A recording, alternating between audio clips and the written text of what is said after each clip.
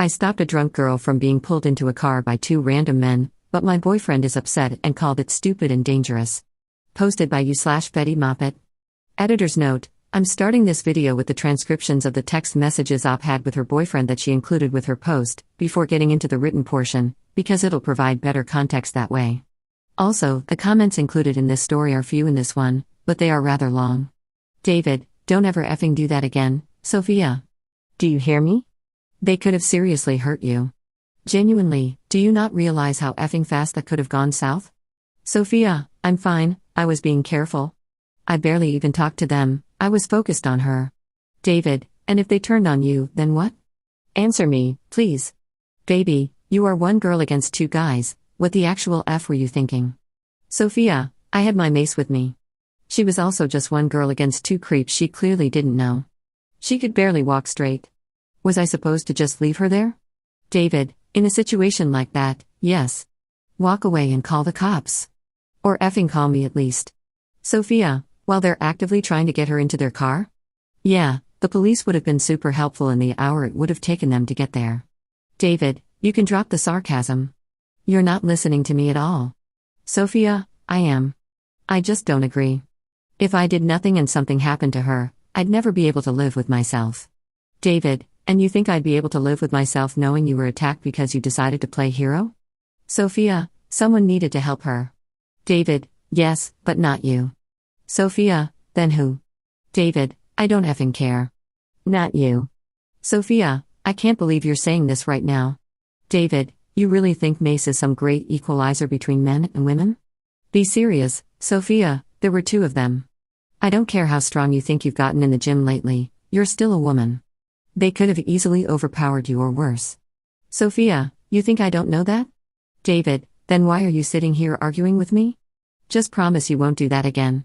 Sophia, stop acting like I'm naive, I've literally dealt with stuff like this my entire life. Also, bringing the gym into this is so random, like? Clearly, I was not planning on fighting them. I pretended I knew her, and that was it.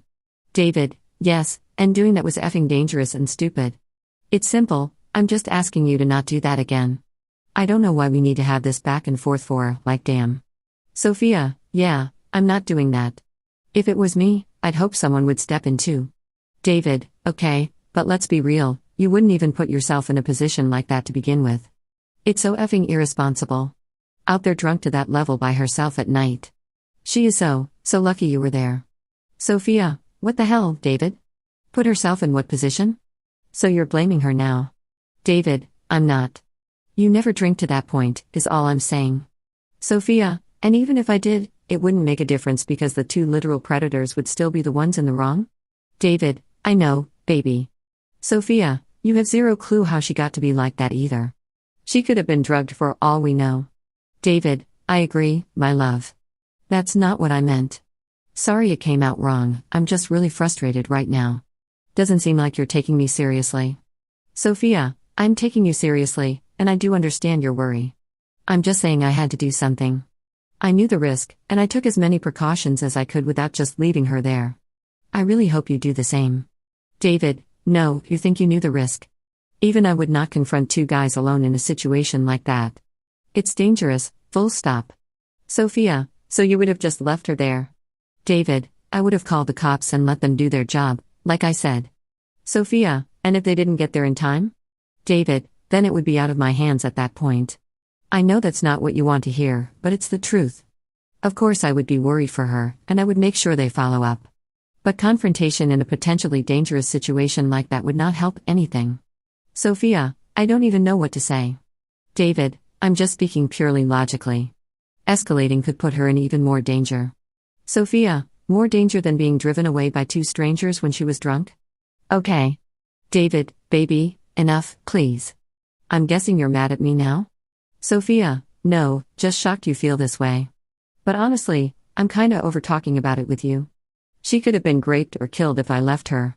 David, and tell me what would have happened to you if they called your bluff? Your safety comes first. Sophia, let's just drop it. I called because I was feeling shaken up, but this conversation isn't helping at all. David, I'm just expressing how I feel, but okay, we can drop it if you want. I'm sorry I'm not helping the way you need me to. I want to be here for you. I guess I'm just freaked out still by how things could have gone. I'm realizing now too that it's probably close to home because of what happened with Amy, but I just want you to understand how badly this could have ended. Sophia, I already acknowledged that. Multiple times. And I'd really appreciate it if you didn't bring her into this. David, sorry, I'm not trying to upset you. It was an emotional decision made in the heat of the moment, which I totally understand. I just want you to think more rationally about it so it doesn't happen again next time. At the end of the day, your safety is what matters most to me. If that makes me selfish or a villain, then so be it. I seriously don't want you doing this ever again though. Like I said, it's dangerous and stupid. I need to hear you say that you won't. I don't want to constantly worry every time you're out alone, now that you're picking fights with random men twice your size. All it takes is one guy having a bad day, taking what you say or do as a challenge, and that's it. Sophia, can we please just drop it? I'm emotionally at my limit now. David, alright, fine. Sorry. Texting stops and resumes at 1:37 a.m. David, are we okay? Sophia, honestly, I don't know. I think I need some time. David, baby, I'm sorry. I wasn't trying to upset you. Please talk to me. Sophia, I'm just struggling with some things you said. David, can you tell me what in particular? I apologized earlier for the other thing. I'm just trying to understand. If you're angry, you can tell me. I don't want you to be upset with me. Sophia, I'm really tired and I'm still trying to process what happened. I'm a little upset, but I think we should just talk tomorrow once things are calmer. David, okay. I'm still a little frustrated too, but I understand. I love you so much, and I'm just glad you're okay. Sophia, love you too. David, can we FaceTime in like 20 minutes on my break? We don't have to talk about this at all, I just want to see your face a little before you sleep. I miss you. Sophia, I'd rather do it tomorrow if that's okay. I'm kinda drained right now. David, okay. I feel like you're punishing me now or something. I was just worried about you. Sophia, I'm not punishing you, David. I'm genuinely just tired. David, you're pushing me away. Sophia, I'm not, I promise. David, can we FaceTime or no? I've been looking forward to seeing you all day. Sophia, okay, I'll call after I shower. David, alright, my love, thank you. Start of ops written portion of the post.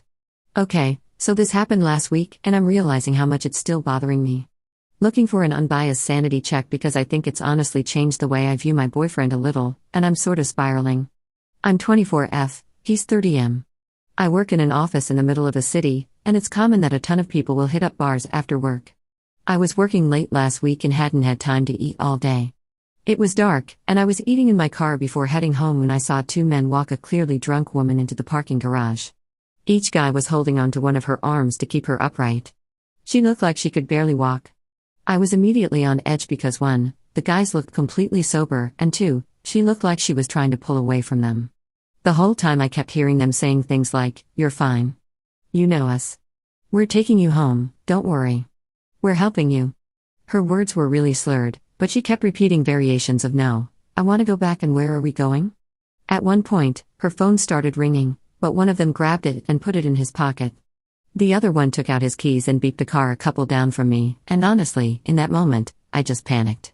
I got up kinda suddenly, which I think startled them because they both stopped walking immediately and just stared at me. I looked right at her and said in an angry tone, "Random name, I've been looking for you all night. Where the hell are you going?" I feel like I was operating on pure adrenaline at that point.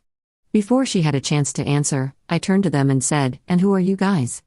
I tried to sound annoyed and not accusatory. One of them immediately dropped her arm and put his palms up. He said, "Oh, are you her friend? We were just trying to help her find you. She's wasted, but she said you guys parked here, or some BS like that." I just walked up to them and said, "Thanks, I got her," and took her arm. She kept repeating, "No, I want to go back," and things like that, but I just kept pretending to be angry with her for disappearing and said I'd been calling her too. They stood there for a second, but then started walking away. Before they could leave, I asked them to give me her phone back. Looking back, I know this was stupid. The one who took it was like, "We don't have it." At that point, I was just so furious realizing what they had just tried to do. In my mind, I was like, hell no, am I letting them steal her phone too? So I was like, "I literally saw you put it in your pocket." They both stared at me, and then the guy who took it said, "Oh yeah, I forgot." He pulled it out and tossed it at me. It dropped on the floor, and they kinda laughed and left. I was so shook up after. I put her in my car and called the police. I had to wait like 45 minutes for them to show up. By that point, she was already fading fast. She seemed more than just regular drunk to me. Thankfully, while we were waiting for the police, her sister, who had been looking for her, called again, and I was able to direct her to where we were. Needless to say, those men didn't know her. I left after the cops arrived, and I gave a statement. On the way home, I called my boyfriend and we talked for like 10 minutes before he had to hop off. He was out of the country on a work trip at the time. He was so aggravated when I explained what happened. I could tell he was angry with me for stepping in, which absolutely shocked me. During his meeting, he texted me the above. I can understand his worry, and I know this all stems from him wanting me to be safe, but literally everything about this has rubbed me the wrong way. I can't believe that in a similar situation, he would have just let them take her away like that. I can't believe he blamed her for any part of it either. He kept saying what I did was stupid and dangerous and wanted me to promise I wouldn't do something like that again.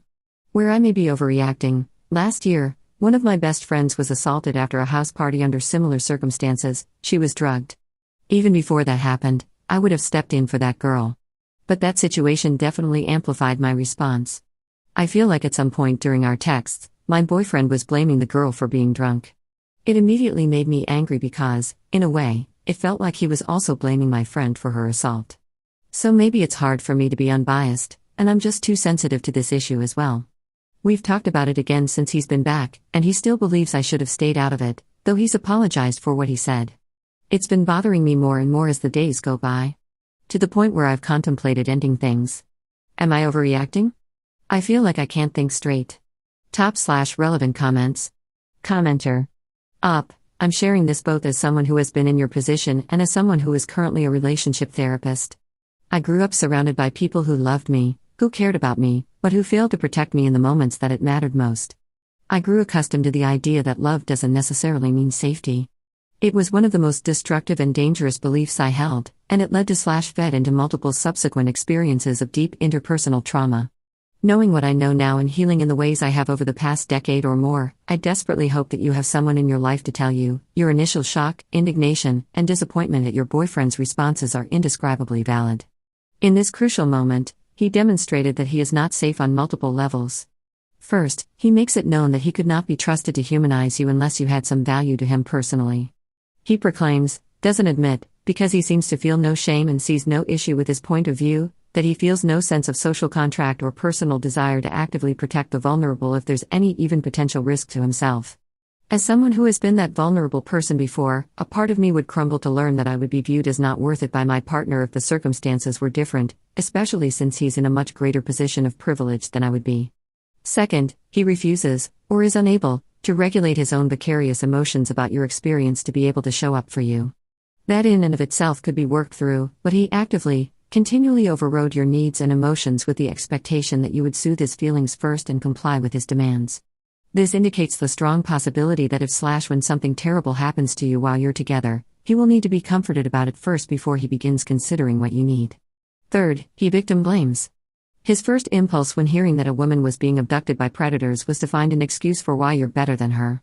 It was a mental contortion to justify humanizing you, for now, while allowing himself to dehumanize the woman you so courageously saved. Instead of finding common humanity with the victim while also acknowledging his care and concern for you, he jumps right to why you would never put yourself in that position. As if women always choose to be prey.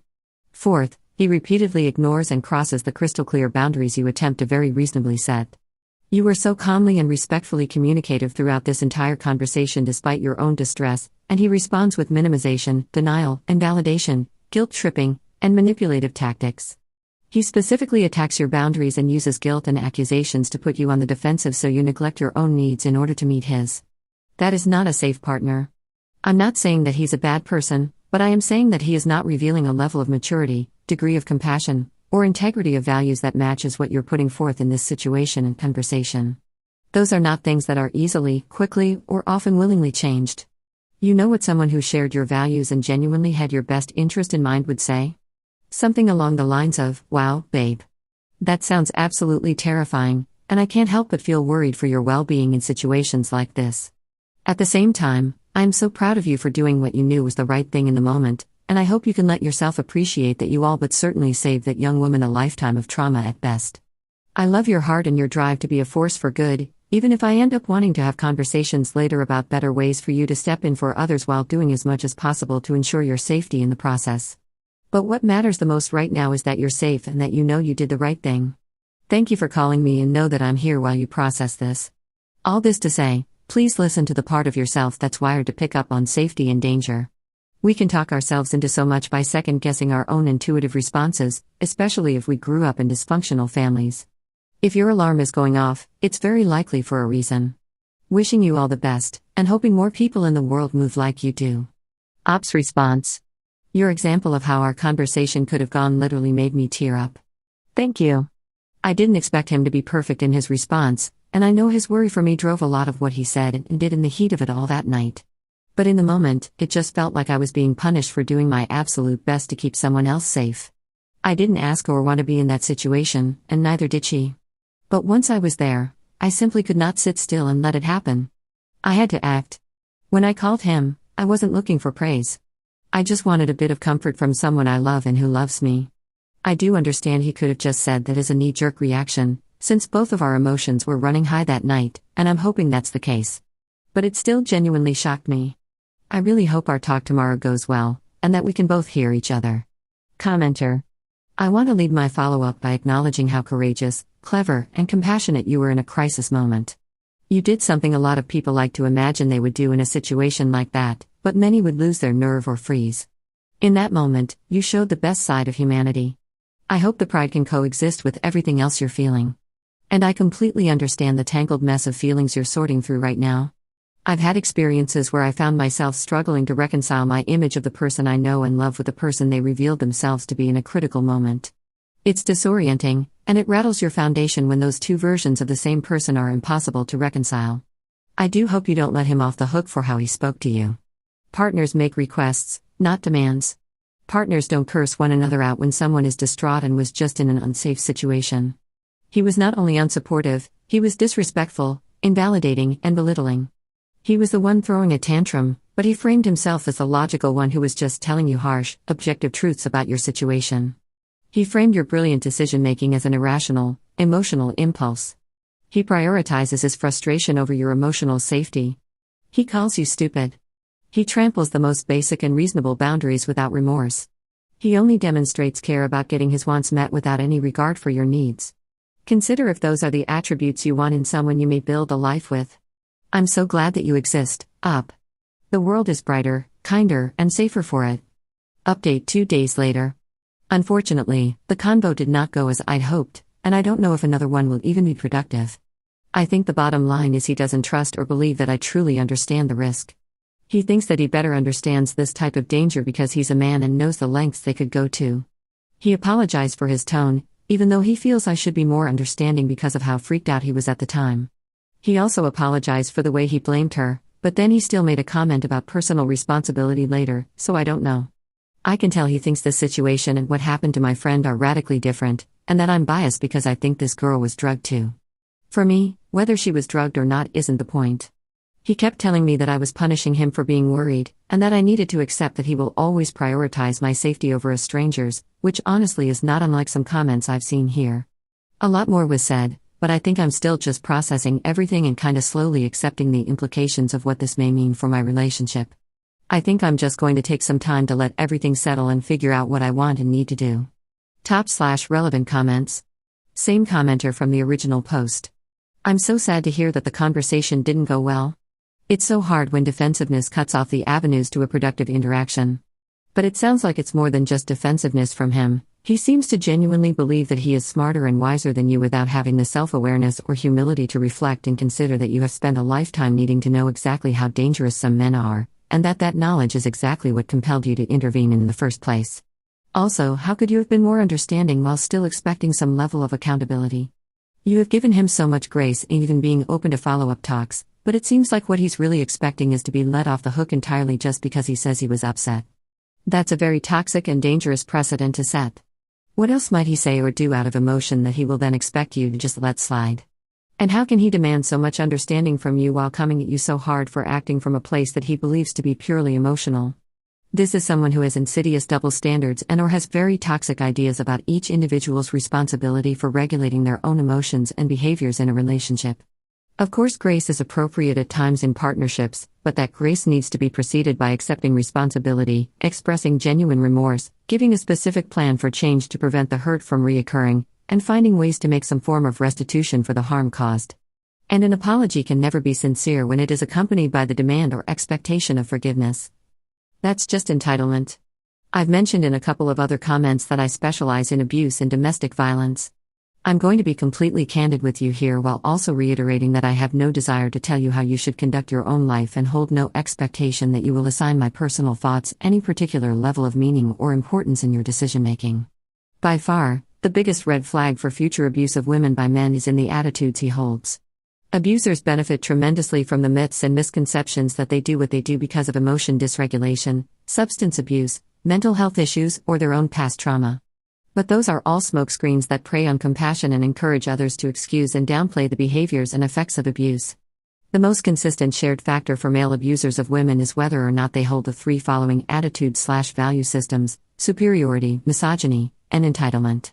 Your boyfriend exhibited all three in the screenshots you shared and in your conversation that followed. He exhibited superiority in how relentlessly he talked down to you, in his framing of his own perspective as logical and yours as purely emotional, and in outright calling you stupid. He demonstrated misogyny with his out-of-the-blue snipe at you for going to the gym, and especially in his victim blaming of the woman you heroically rescued, in addition to his expectation that you would obey his commands without question.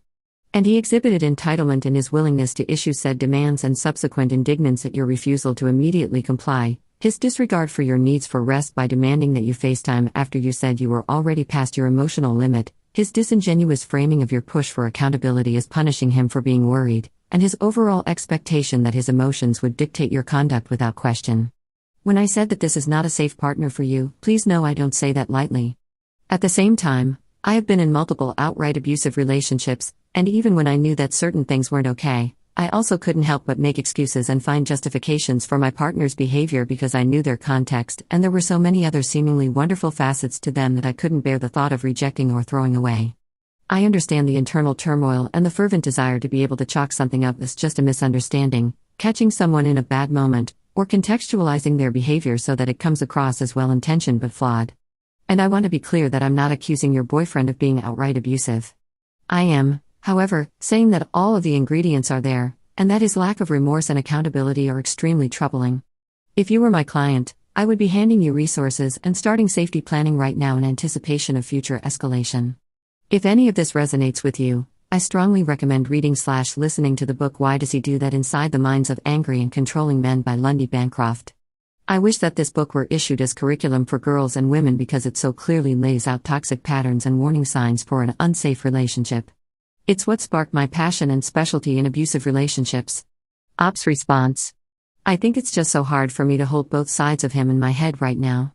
The person I've consistently known him to be is just so different from how he acted last week. I think that's what keeps pulling me back into feeling like this whole thing is just a really terrible overreaction from a high-stress situation. His apology for some of his texts felt so sincere when we talked in person. But then, when he qualified it later by saying there was a level of personal responsibility missing from the convo surrounding her, he couldn't understand why that made me instantly upset again. What you said about struggling with making justifications or excuses for your partner is just really sticking with me, I guess. Because even now, when I'm this upset about it all, I still feel like I'm being really unfair to him or am somehow mischaracterizing him or something. He kept saying how scary it was to get a call like that out of the blue and know that he was thousands of miles away, unable to help.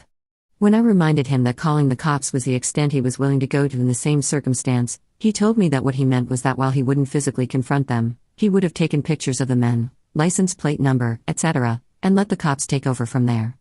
When I asked him if he could understand why it would be upsetting to hear I don't effing care. Not you. In response to me asking who else could have helped her in that particular situation if not me, he said that he only meant I should never physically intervene. He kept saying that the only version of helping I seemed willing to accept involves putting myself in unnecessary physical danger. When my friend was assaulted last year, he was a big support. When I said I wanted to do something practical for her, he helped me find a self-defense course that her and I could take together, and he's the reason why I started going to the gym too. That's why his remarks were even more jarring, I think. Because on some level he clearly understands. But then, it's like his views about victims seem to have such a hard line. My friend was a victim to him, but somehow this girl in the parking lot was less of one? He never directly said that, but he didn't really have to. Up to a similar commenter.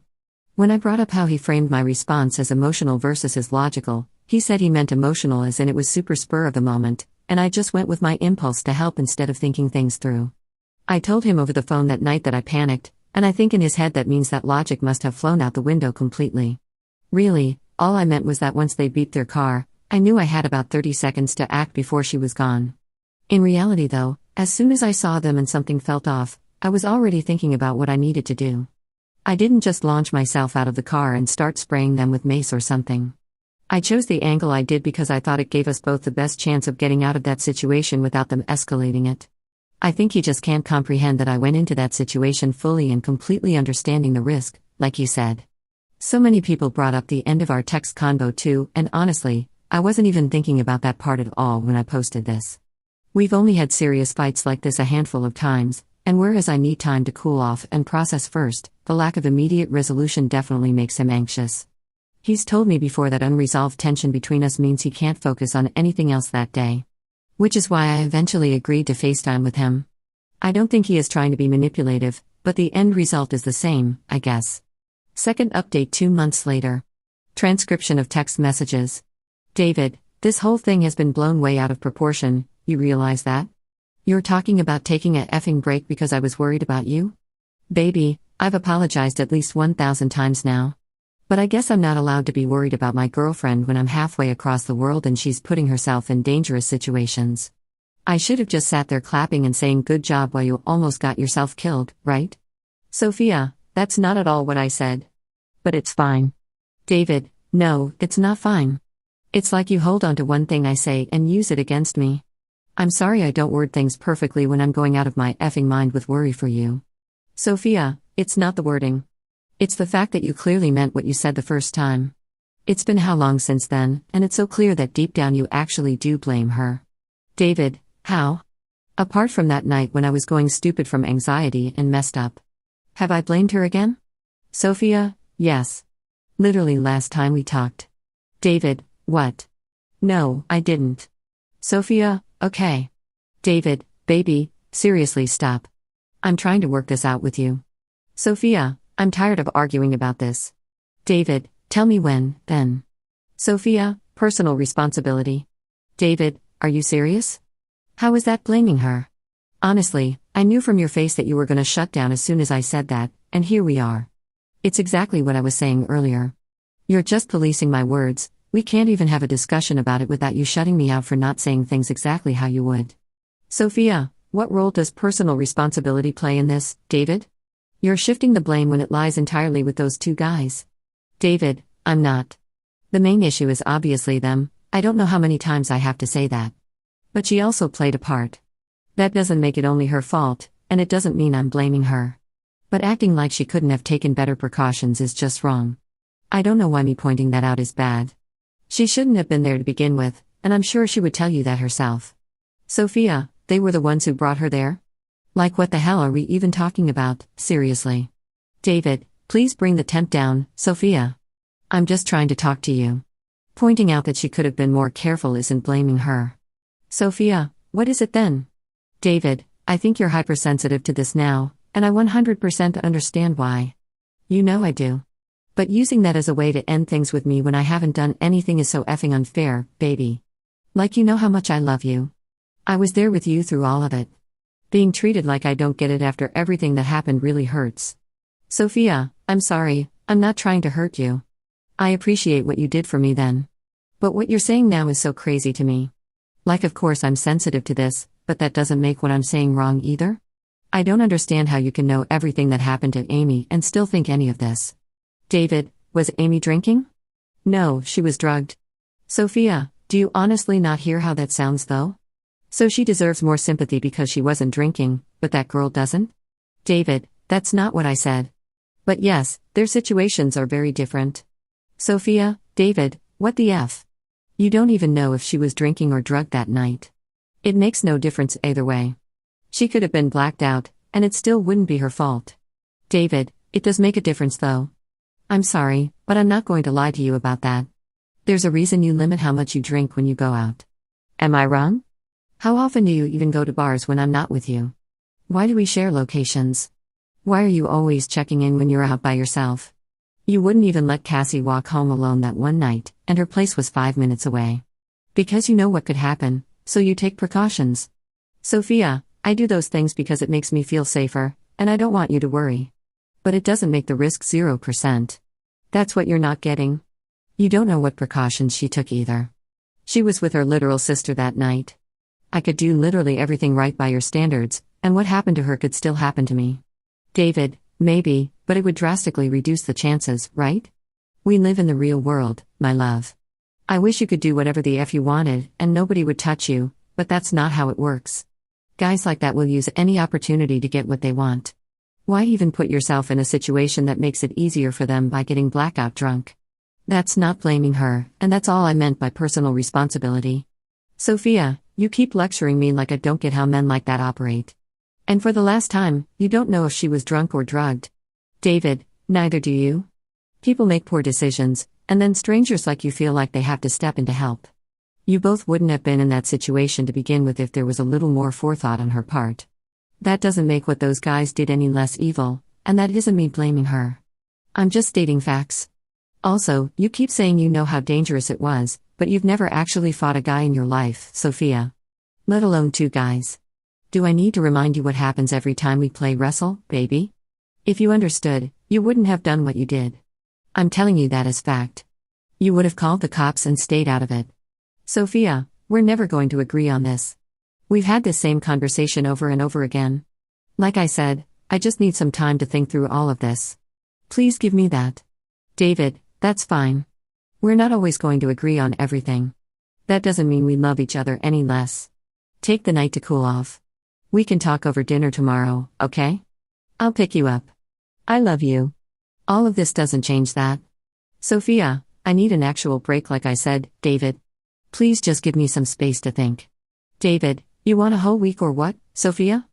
A month? Space so you can break up with me over things you think I'm saying, instead of what I'm actually saying. Sophia, I just need a couple days like I told you. I'll text you when I'm ready to talk. I do love you, and I hope you can please give me this. David, unbelievable. So I'm just supposed to sit here indefinitely and hope you don't leave me? Baby, if you're gonna ignore me, I'll just come over.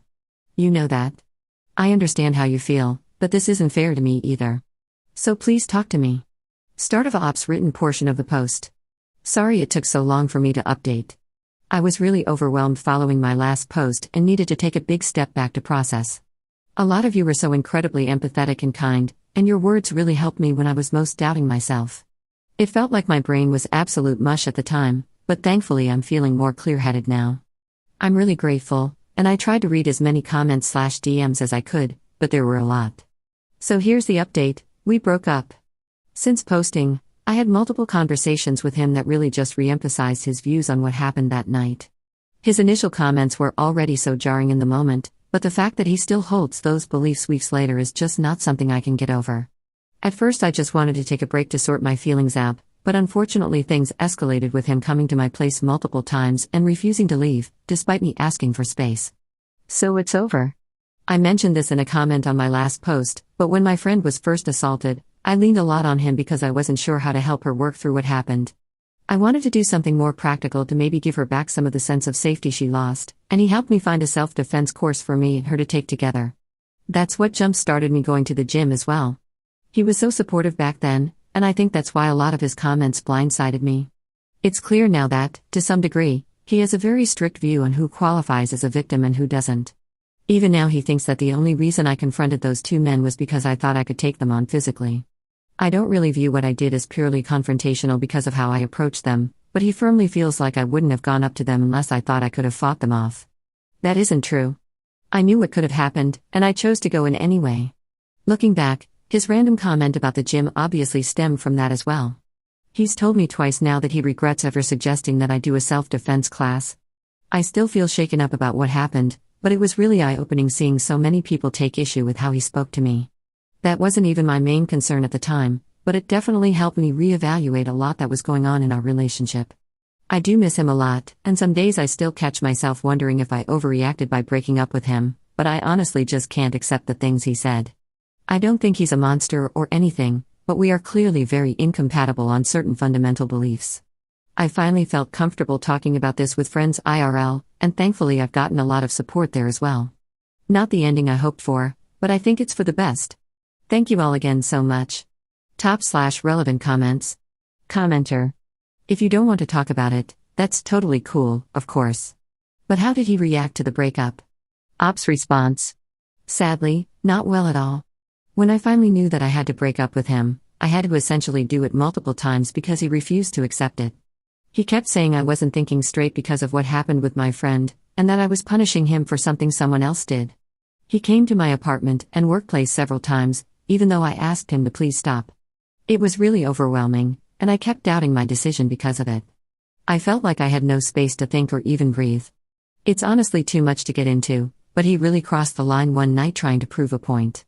That really helped affirm that I was doing the right thing. I'm still so shocked everything ended up this way, but I think feeling better will just come with time. Commenter 2. Oh gosh, I really hope that he didn't try to prove his theory that you couldn't fight off a man. Whatever it was, I hope you're feeling and doing much better now. I'm proud of you and am so glad you're out of that situation. He is not the ally to women he thinks he is, but you are braver than he ever could appreciate. Ops response. He did, unfortunately. But he stopped almost immediately and apologized sincerely after. It was a long night of us going back and forth, and I think he kinda just lost it in the moment. Not excusing the behavior, of course. I'm really grateful for your kind words, it honestly means a lot. I know I did the right thing, it's just still hard at times. Downvoted commenter 3. The guy was worried about you and got defensive because he does understand your position, and he does realize some of his reasoning is icky. The very real reality is they could have raped and killed you. You felt it was necessary to save this woman regardless of the danger. He wanted you to protect yourself first and foremost. This is, frankly, a dumb thing for you two to keep fighting about. It's done, it's over, let it go. I hope you stop listening to people trash him, just as I hope he's able to recognize his flawed thinking regarding her personal responsibility. I understand why you came here the first time. However, I don't think this was the correct place to come. Reddit is notoriously awful with how terrible it, as a hive, is at nuance or empathy toward positions they may disagree with.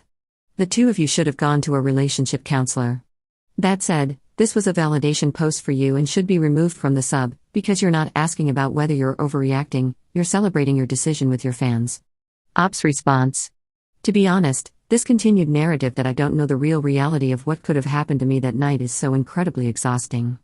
I knew the danger and acknowledged that fact multiple times, both to him and online here as well. I chose to step in anyway. He is allowed to be worried, he is allowed to express concern, and he is allowed to not want me to do something like that again in the future. He is not allowed to demand that I don't, belittle me when I explain why I did, or condescendingly act like it was first and foremost stupidity that fueled my action, instead of justified worry for someone in the middle of being victimized. I chose my approach the way I did when confronting them because I was keeping that inherent risk in mind. Does that mean I wasn't lucky with the outcome? No. But I wish people would stop acting like out of the 1,000s of scenarios running through my head in that moment, me being attacked, raped or even killed wasn't one of them. I was terrified. I tried to dead this conversation multiple times, and he insisted on continuing because he didn't like me asking for space. If I'd have blocked him or ignored him instead of continuing the back and forth, I'm sure I would be told that I didn't even attempt to hear him out before ending things. Anyways, I wanted to work things out with him. I love him, and ending things was not easy for me either. My first post was made because seeking advice from my friends IRL meant opening him up to a level of criticism I didn't think was fair if his response was primarily fueled by fear for me in that moment. Most of my friends have experienced some level of SA/harassment. Coupled with the recent assault on our other friend, I knew they would tell me to drop him the moment it sounded like he was victim blaming. I needed an unbiased opinion on what was happening, and coming here helped with that. I was really overwhelmed by the response from the first post and wasn't planning on posting again, but this was for the literal dozens of DMs I've received over the past 2 months asking for an update. I'm not perfect, and I've taken a lot of the valid criticism I've seen about how I handled things to heart as well. Like I said, I don't view him as a monster. It's fine for him to not want a partner who would jump in the way I did, just as I want a partner who would. We are simply not compatible, and I'm sure with time he will accept that as well.